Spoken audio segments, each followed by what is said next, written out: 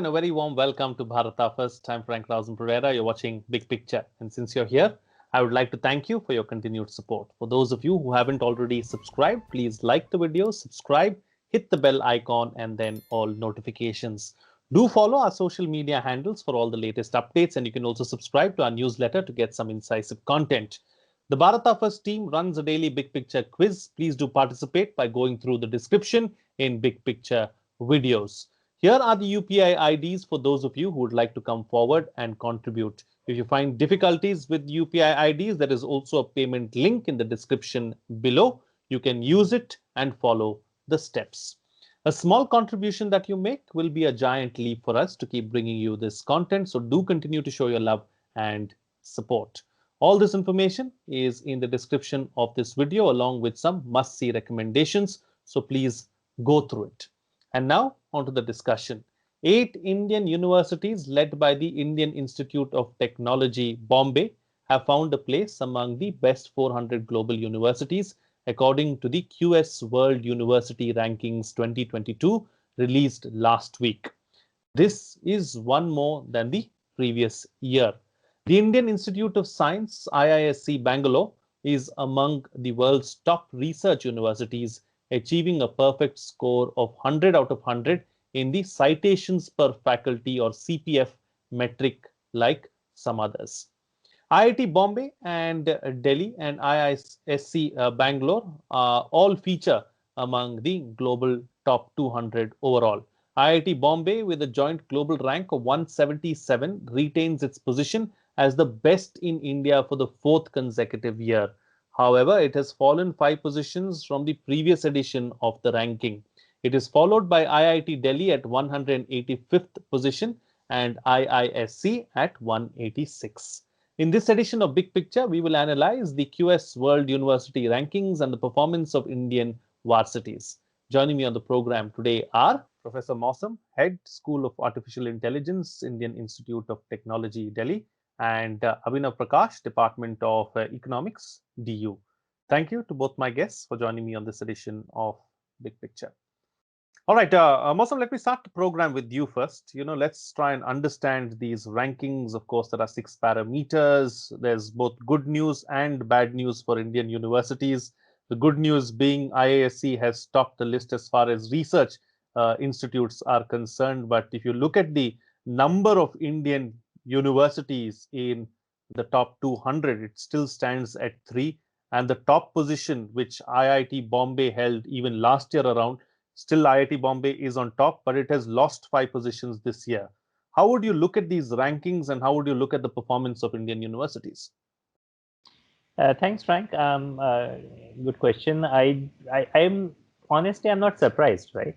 This is what I would have expected. There will be a jump of a few points. There will be a drop of a few points. These few points really are immaterial. In fact, for the longest time, the QS rankings was only showing us buckets like 51 to 100, 101 to 200. So this is one of the first times I'm starting to see, more fine-grained ranks in many parameters, for example, in by subject rankings and so on and so forth. Now, how are Indian universities doing broadly? I think we are broadly doing much better than what the rankings suggest. And this is a very important discussion because in Indian, the QS rankings is measured by many parameters, as you said, including perception, including faculty-student ratios, and including international students in faculty. Now, the setup that we live in India, we are at a disadvantage in many of these respects. For example, faculty-student ratio. We are catering to a large population of students, and anytime if we want to reduce the number of students in order to increase our rankings, that will be a step in the wrong direction, right? Similarly, we are not naturally in a place where we can attract a lot of international students. In fact, we have so many students of our own. If we start to go out of our way to attract international students at the cost of Indian students, it will not be considered again a step in the right direction, and so on and so forth. So there are many reasons why, for an Indian university, it is really hard to go up the ladder of these ranking systems, specifically the ranking that QS ranking system has put together. And that means that, we would remain around this point, unless some really huge changes start to happen. What would be the huge changes? Suddenly, if there's a huge inflow of faculty members from the West to India, then things would start to look much better. Or suddenly, if there was uh, so one of the other things that I forgot to mention, perception. The perception changes really slowly. Like perceptions take tens of years to build, decades to build, and the perception of IIT Delhi today, for example, is based on the work that was done maybe 15, 20 years ago or 10 years ago. And now the work that we are doing today, it will start to show in perception 5 years down the line, 10 years down the line. So I think we'll move slowly. These educational rankings take their time, but I think we are in as good a place as we can rankings wise, but we are sort of under valued in my opinion. Absolutely. All right. So, Abhinav, let me bring you in now. As far as these rankings are concerned, and our universities are like Mausam very rightly pointed out, we have different things to cater to. We have different goals that we have set for ourselves, and we are different, very different from the other Western universities. So that having been said, and considering our perspective and considering where we come from, would you say by and large that our universities are in a good place? Well, Frank, it's very strange to see these rankings because in the Western countries these days, the entire argument is that you can't even measure two students in the same school by the same objective criteria. So if you can't even do that, I don't know how you're measuring universities across the world using the same objective criteria. Now, my co-panelist has pointed it out that the perception, the variable of the population, that we are a country of 1.4 billion people. Our teacher student ratio will always struggle to reach the level of the Western countries. We're also a poor country. We're also a developing country. Our per capita incomes are very low. So how much investment can we make in our universities to bring them up to the level of the Western countries? Now, of course, those are desirable goals. Like, let's say, if there's a student faculty ratio, I think that is an objective criteria we should aspire to. The question about citation, research paper, those are objective criteria in a sense. But other things like the perception or infrastructure, I think we can't really compare, let's say, America, Germany with India or any other non-Western country. So first of all, we have to keep in mind that these rankings are done keeping in mind the parameters, the situation, the objective realities of the advanced Western countries, not of the rest of the world. So of course, we will lag behind in these rankings. Second question was that are Indian universities doing good? I will say not at all. We have some universities who are in this ranking, but you see, most of them are science institutes like IISc, IITs, and so on. Where are the other universities? Where are the universities of social sciences? Where are the universities doing hard sciences? Apart from one, others are IITs, right? Where is the basic science in India? So we are not doing well when it comes to the universities in this country. And the reason is not very difficult to pinpoint. The first is simply the lack of investment in the education in the country. Second point is our education system is geared towards giving people a job after passing out, which also reflects our social reality. That it's a poor country, people want a job immediately after completing their education. So there's not much focus on R&D. There's not much focus on research. In fact, many people do their PhDs and all because they can't do anything else. That's the reality for a large number of people. I'm not saying for everyone, but especially in the non-science fields, that is the reality. So I think those are the issues which tells us that we are not really doing good when it comes to the university system. Absolutely. Absolutely. Masam, coming back to you now, would you say that there is a major gap in between some of our top institutes like the IITs, the IIMs, the IISc? They are in a league of their own, and the other universities are lagging behind, by a big margin. How do we bridge that divide or that gap? That's a very difficult question, Frank. Yes, absolutely, there is a gap. At least I believe there is a gap. Um, See, as I was saying earlier, education is a slow moving beast. Let's take the best of the world. You get a great professor in a university. The great professor will take time getting started. They will teach, then they will start doing research, then they will start training the students. Then a new young professor will get attracted by this great professor. They will then join the university 5 years down the line. 6, 7 years, 8 years down the line, there will be a critical mass of three people who are really pushing a certain research area. Then their work will start coming out. Then after some time, people will start reading the work. Then they will start citing the work. Then there will be impact. Then there will be reputation. Okay? This is the process by which we work. PhDs are done in 5 years, 6 years. These are not things. This is not like I made 10 runs and 100 runs today, and I improve my rankings as a batsman, right? So we are in a very different setup. Educational institutions take years and sometimes centuries to evolve. And universities take pride in saying we got established in 1900, 1800, and all things like that. We are all 50-year-old universities, 60-year-old universities. If you look at the old IITs, if you look at new IITs, we are 10-year-old universities, 15-year-old universities at best. So where do we expect the difference? The difference is significant. It's a supply and demand economics. We have very few professors which are trained at the highest level, willing to come back to India, or trained in India, willing to be part of academia. Which university is going to lap them up? Obviously, the old IITs are going to latch on to them, because these are great professors who are coming back. Why would the better professor go to a weaker university at this point in time, unless they have a very strong secondary reasons, like their parents are in a city, they absolutely have to be in that city, and things like that. That means that the younger institutions are always at a disadvantage. This disadvantage would change if we had lots of exciting professors coming back to India. Then there will be a lot of supply. Then a lot of universities will start growing and start improving their profile. So that is the problem that we are sort of facing right now. And why are there fewer professors? This is again a huge Pandora's box. It goes back to the amount of infrastructure we have in the universities, goes back to the salary structure that we have in the place. It goes back to the kind of students that we are able to attract. It goes back to so many things, just the quality of life. So I think this is a systemic issue. I don't think I can give you a very thought out answer as to how suddenly we can bridge this gap.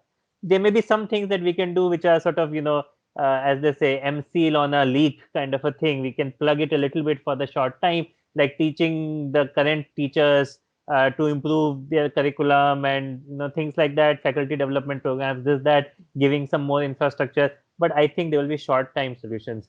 We really need to find a way to attract lots of exciting researchers and faculty members back to the country into academic positions. China has done it. We have not. China has done it based on a government policy to give a lot of visibility, give a lot of freedom, give a lot of money, give a lot of infrastructure to such faculty members. Once they got these awesome people, they kick-started the process. Lots of great academicians got created. Now they have a full system where they are trying to overtake US. We have a long way to go, and until we fix the teacher problem, we will not be able to solve that. Absolutely. I mean, this was what I was going to come to and take up with you also, Abhinav. Do we need uh, strong policies as far as the government is concerned to try and sort out this problem and sort out this mess? Because if you leave it up to the universities themselves, the commercial angle comes into picture and then it goes nowhere.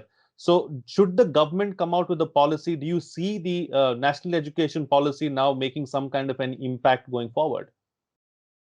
Well, Frank, I don't think we need a strong policy. We need a clear policy. And if you look at the Ministry of HRD, which is now Education Ministry, for the last 15, 20 years, there's no clarity as to what they want to do. So they always latch on to some new idea, when there were online courses which came into existence. So their great idea was 70% of courses will be done through the online mode, and, we don't need teachers. Sam Pitroda actually went and said that you don't need more than 5 great teachers in any subject. Others can simply study from their online videos. Now, this shows the complete lack of understanding of education. As my co-panelist was talking about, that education takes decades because lots of people-to-people contact is involved. The professor has to train the student. The professors themselves learn from the student. This is also very important. So that process, our bureaucracy, our ministry, our government, our policymakers don't understand this aspect of education. For them, education is about allocating some funds, opening some schools, then forcing some NAC or NIRF criteria, which basically all the colleges indulge in some creative writing. I can see that in Delhi University, every college is falling over the backward to conduct one after another useless seminars because they have to show that they have conducted certain seminars. What is the outcome? Zero. There is no knowledge production, there is no addition, there is no benefit to the students and the teacher. So I don't think it's about the government policy, it's about the clarity of the purpose of education in a developing country like India. So I think that's a very messed up process. How do we get out of it? I think NEP has pointed out certain things, but the problem with NEP is, Frank, it's an excellent policy for a first world country. It's not an excellent policy for a country like India. So you have talked all the great things, but how are you going to implement those things? So in Delhi University, they came up with this CBS system, CBCS system. Before that, there was FIUP system. It was sold off that the students will have options. They can take any course in any subject. There will be interdisciplinary learning and so on. What has happened? In the best colleges of the Delhi University, you can't even offer all the elective courses of that subject because, first of all, there is no infrastructure, there is no faculty, thousands of posts are vacant, there is no, proper mechanism to do inter-college transfers of the student if they want to take certain course in other colleges. So you can come up with the great policies of the world, but if you forget that you are living in a underdeveloped country like India, where the basics are not even in place, then all these policies are not going to work. So NEP is good, but as I said, it's a good policy, great policy for an advanced country, for a first world country. Absolutely. Mosam, coming back to you now, looking at these rankings themselves, IISc seems to have done wonderfully well as far as the research category is concerned. IISc has scored 100 out of 100. So clearly IISc is doing something right. So is that a model that we can pick up and apply elsewhere too? If you ask somebody who works at IISc, he or she may have a different answer. But let me share what I think, right? I do believe IISc is an excellent institution. It is probably the only institution in engineering which has emphasized and preferred research over teaching. This is because they only have a master's program and they only had a PhD program. They never had the bachelor's program. You can see that because of this, because the faculty members have much more time teaching advanced classes, focusing on a smaller number of students and doing research, their citation index is 100. I mean, it's in the ranking, the QS rankings. But then if you look at their employer reputation, their academic reputation, etc., it's much smaller because there are fewer number of faculty, there are a smaller amount of work that comes out, they don't have many students, so the employers don't get to know much about them, etc. Here is one other important fact that I would like to mention. IIT Delhi actually a few years ago was 94 on the same index. 94 is pretty good, actually. It suddenly dropped down, right, to 20 points. Why did it drop down by 20 points? Not 220, by 20 points. So it's at 70 something. Why did it drop down? Because we hired lots of new young faculty members. Now, all these new young faculty members will take some time becoming productive. And so if you start counting number of citations per faculty member, because your denominator has increased, the number of citations per faculty member has gone down, and therefore we are in actually a worse place on paper. So this is one of the perils of ranking business. See, if you are a team like Zimbabwe, which does not get to play many tests, and then you say, oh, its ranking is 10th in the world. Now, in this case, it may be accurate because Zimbabwe is not the best country in terms of their quality of cricket. But look, we didn't even give them many opportunities to improve their ranking because they couldn't play many tests. And those kinds of normalizations are not necessarily happening either in the cricketing world or in any kind of ranking system, because any ranking system which takes this multifaceted personality of a batsman or a cricket team or a university which teaches undergraduate, postgraduate in India, in elsewhere, in this kind of population, we can't normalize for all these things. I'll give you one other very cute quote, which I just read today. It is very funny that it is becoming useful today. That there is Anil who, runs 10 kilometers in 1 hour, and then there is, Sumit who runs 20 kilometers in 1 hour. Which is a better runner? Everybody will say Sumit is a better runner. But then you get to know that Sumit ran on a track and field track and Anil ran on a hilly region. Then you will say, okay, maybe Anil is a better runner. But then you get to know that Sumit is 60 years old and Anil is 25 years old. Then you will say, maybe Sumit is better. But then you get to hear that one person had shoes and the other person was running in chappals, and then you get confused. See, no ranking system makes any sense. And this is going back to the point that Abhinav made long time in a very start, that these ranking systems are inherently flawed. I think we should rejoice at the fact that IISc has such a strong citation record. I think that is something we should absolutely take notice of. But we cannot take notice of that in isolation. We should also compare it with the other factors where they unfortunately went down, because of which, quote unquote, their final ranking is number 3 and IIT Bombay is number 1 and IIT Delhi is number 2, even though our citations are lower. This is because it's a composite whole. And even this composite whole makes no sense, because our academic reputation is low, but our employer reputation is really high. So if there was another different way of looking at it, where employer reputation was more important and academic reputation was less important, then suddenly we would be in the top 50s. So I don't think we should go too deep into the specific ranking business. IISc and probably more institutes like IISc is a good thing, because we can pick some faculty members who can focus on postgraduate and research education. My experience at IIT Delhi has been that at least our undergraduates, now this may not be a general statement, but our undergraduates are par excellence, to the extent that the hardest conferences or journals to get into, like for machine learning, I work in this area of machine learning and AI, NeurIPS is considered probably the toughest conference to get into. For example, I have had I have had 2 NeurIPS papers. My first NeurIPS paper was written by an undergraduate student without a PhD student in the mix. My second paper was written with a PhD student and an undergraduate student together. This year also we have made 2 submissions. One of the projects has been completely led by an undergraduate student. So it's not like undergraduate students and lack of undergraduate student benefits research necessarily. For IISc, maybe it does. For IIT Delhi, I would never let go of the quality of undergrads we have just to get more time in research. I think I would love to balance. I don't have a good answer for you, Frank. No, but I think you put it into perspective very nicely. And the analogy that you used of the running 10 kilometers and 20 kilometers and all the other stories and the anecdotes that you put along with it were very useful in trying to understand this particular issue in a holistic manner. Abhinav, so since we are here, let's keep the rankings aside.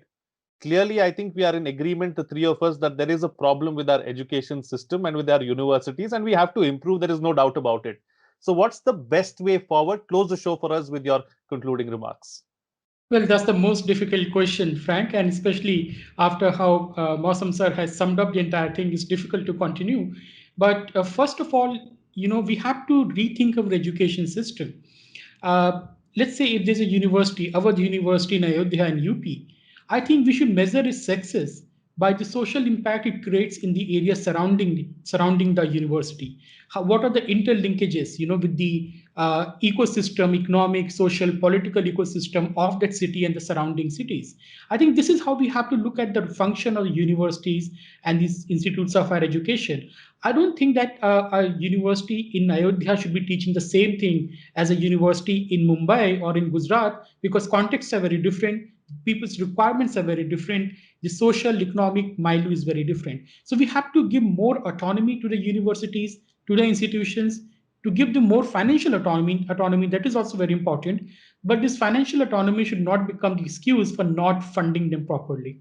And that's the main point, Frank, here. We simply do not spend enough on education in this country, especially on the higher education. The salaries are not paid. They are very, first of all, salaries are very less in most of the institutions. Even in the universities like Delhi University, you don't have appointments. You have a guest teacher system in lots of departments. For the last 1 year, they have not been paid any salary. You can't move forward like this. What is the motivation of the people to join the education system in the country? And I'm talking more about the non-science departments, because in the science departments, you still have the option of doing tie up with the corporates and bring more projects. In social sciences, it's not that easy. So funding is very important. Third point is that you have to be very clear about the purpose of education in your policy. Are you trying to train your people for a job? Are you trying to promote research? Are you trying to, simply, promote your culture, heritage, or whatever? So these things needs to be clearly defined. You can't expect every university to be doing the same thing. So that clarity is missing. NEP has brought in some of the clarity by differentiating between the institutions in 3 tiers, but I think much more is required than that. All right, gentlemen, we'll have to leave it at that. Thank you so much for joining me on the program and putting things into perspective for us. Well, what's coming out of this discussion is that the yardsticks used to measure the university rankings cater more to the Western universities. The ground reality in India is very different, and our universities are performing far better than portrayed in the rankings. However, there is definitely a need to improve the quality of our universities, and we have a long way to go. Building quality education institutions doesn't happen overnight. We have to have a far sighted vision or a long term plan. There is a big gap between our top universities and other universities. There is, however, no silver bullet for this problem. The gap is wide between the top ranked universities in the country and some of the other universities, and we have to work towards ensuring that the gap is brought down. We have to have a goal and a clear policy to reach that goal. We should also understand that there is no one fit all remedy. What works for one university may not work for another. The same is the case with both international and Indian universities, and that is why these rankings may not be portraying the real picture. Once again, thank you for your continued support. For those of you who haven't already subscribed, please like the video, subscribe, hit the bell icon, and then all notifications. Also, share the content as much as you can so that more people get to know about Bharata first. Do follow our social media handles for all the latest updates, and you can also subscribe to our newsletter to get some incisive content. The Bharata First team runs a daily big picture quiz. Please do participate by going through the description in big picture videos. Here are the UPI IDs for those of you who would like to come forward and contribute. A small contribution that you make will be a giant leap for us to keep bringing you this content. So do continue to show your love and support. In case you have difficulties with UPI IDs, you can click on the payment link in the description below and follow the steps. So all this information along with some must-see recommendations are in the description. So please go through it. That's it from me. See you again next time.